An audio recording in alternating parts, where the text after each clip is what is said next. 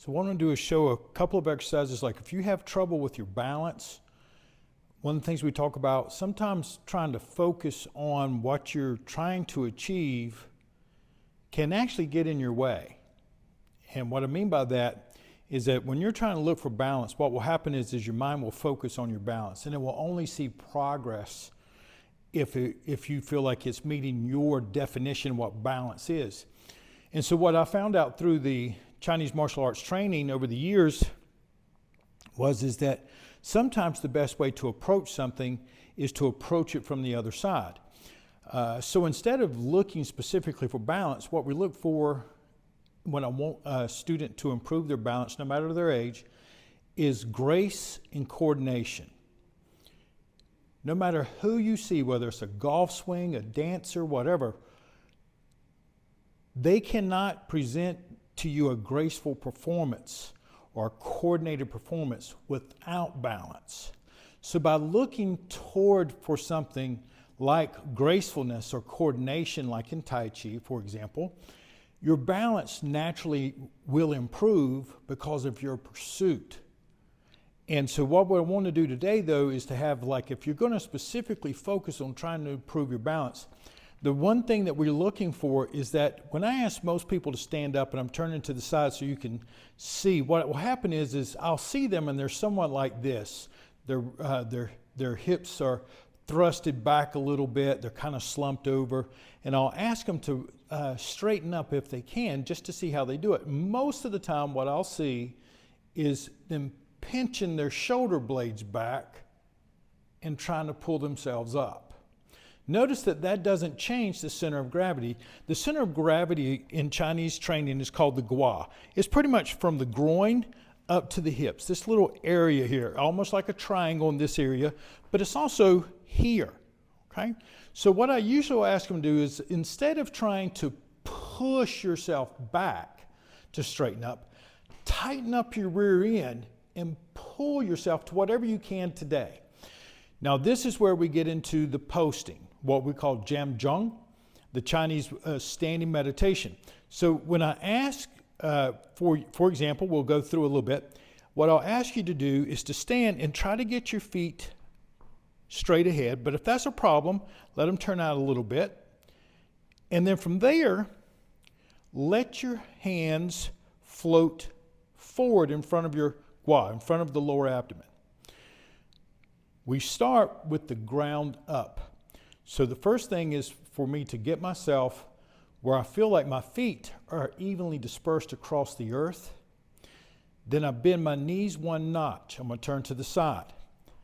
Okay? I don't want your legs locked. I want them to have just a little bend to them and your feet flat on the earth. And ideally, your knees are over your feet, not buckled under. Okay? From here, pucker it in a little bit so that your tailbone will feel as if it's dropping down to between your heels. So, usually when I would practice, when I first started, I had what was called the linebacker's posture, an athletic position almost in everything you do, where you'll hinge your hips and you get yourself, like if you're doing a squat, if you're going to tackle somebody, whatever it is, right? Playing baseball. So the idea here, though, is to take the tailbone and have it pushing down or lined up over your heels, in between your heels, not thrusted out and not tucked under. From there, just imagine that the top of your head, if you can, is over that tailbone, that line. So now you have the center of gravity and what is called in Chinese the sacred column. And that line will drop down in through the center of your body. From there, your shoulders hang naturally off of that line. Your arms are somewhat rounded and the hands here. Now, being a farm boy, this one was for if you've ever been on the farm and done any kind of work with it, if you've ever taken a big pile of hay, raked it up, and you were carrying it over to the cows or the horses or the goats, whatever you're feeding, that feeling is almost exactly the same that what you're looking for here, is that too loose, and of course the hay falls to the ground, and we don't squeeze it so much that we squeeze it out the bottom. So there's a nice little fluffiness to that hold, and that's what you're looking for here. So once you can achieve that posture and you've pulled yourself under, do what you can. Don't force it, okay? Just look for it as much as you can get, rebalance yourself, and then take 5 breaths. When I ask you to take 5 breaths to start with, you can build that up to 9, but I like for it to be gentle. 3 count in, 5 to 6 count out, just to start, okay? I'm gonna let you do that on your own. Then after you've stood and you've done your 5 breaths there, we're gonna start with 3 of a 5-part posture today. So this is 1, 2, and 3. Well, not 1, 2, and 3, but 3 parts of the 5-part exercise. From there, after your 5th breath, let your hands float up to the level of your heart, just kind of like you're taking the hay and you're holding it up here.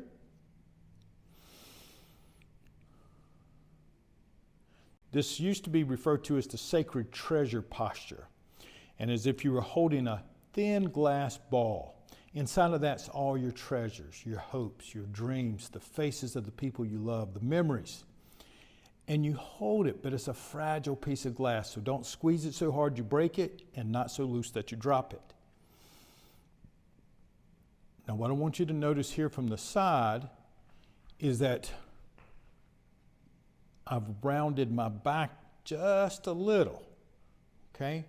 So I'm not sitting here like this. See where my elbows are in alignment of my body? And I'm not pushing out with just my arms or through the elbows. I've taken my shoulders and slightly rounded them forward so that if I was actually holding a round ball or a glass ball, it would feel like it was gently pushing in on my chest just a touch, okay? And I'd like for you to get in 5 steady breaths here. And after the 5th breath, allow your hands to float down to your side, palms toward the earth, stretched out a little bit, okay? And by stretched out, almost imagine as if you were a hawk or an eagle gliding in the air, all right? And that's all I want from you to start practicing your internal strength. In physical therapy, in physical training, we have a saying that there cannot be external dexterity unless there's interior stability. Basically what it means is that you can't reach out to do something out here, grabbing a 3-pound bag of sugar, whatever, and have real dexterity unless you have internal stability. So as you're practicing your postures, you're practicing external dexterity, a solid core, and all of that will help you with your balance. Build up to 9 breaths just doing those 3 exercises. Okay. Part 2, now we're going to do something a little bit more dynamic. We're going to do 3 exercises to get us started. And the first one is just to take and pull everything back. I'm going to sit a little bit, and if you can, spread the feet out a little wider, but if that bothers you, don't worry about it. Get it in a little tighter. But the main thing is to bend the knees a notch and pull yourself back and hold it. Don't clench your hands, okay? Just hold back. And I want you to do 5 deep breaths, build up to 9. So I'm going to go.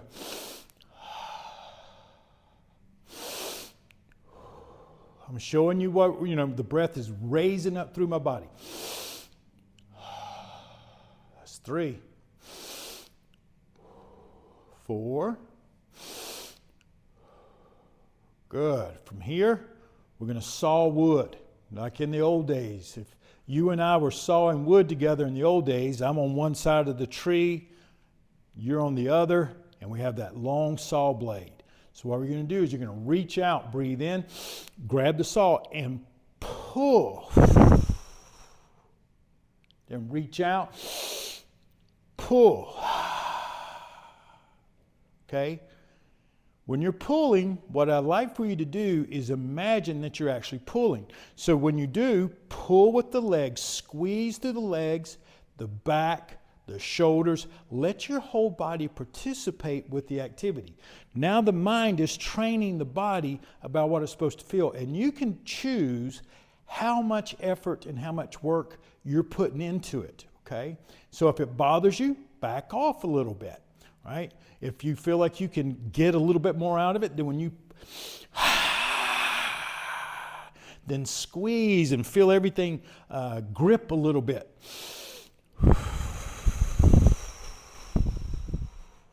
Let's do one more.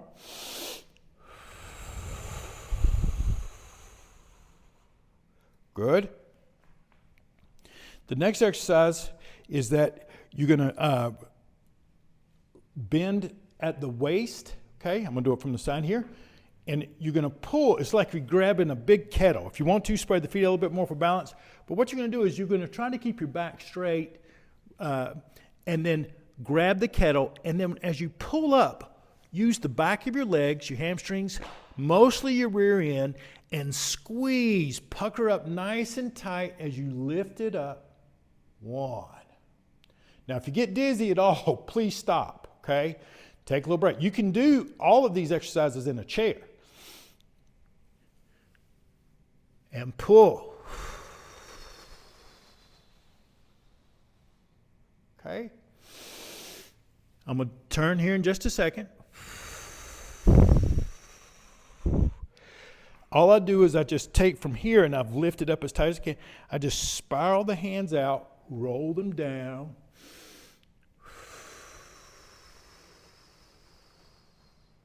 Let's do one more.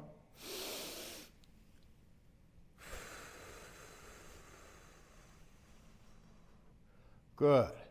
Now this exercise, last exercise, is perhaps the most difficult if you have a balance issue. Remember that your balance is here, right? This is the center of your balance. So the more external you get and the arms get higher and further away from you, the more challenge you're putting on your internal strength.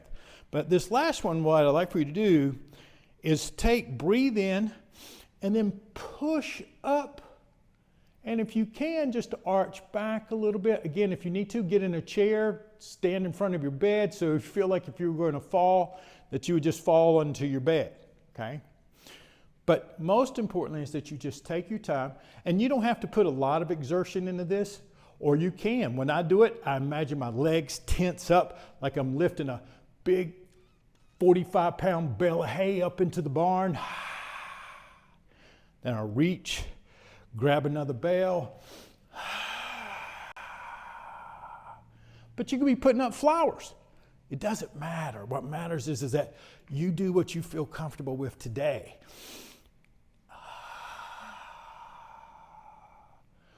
I like to start with 5 reps if you can. It could be 3. And then build up to about 7 to 9.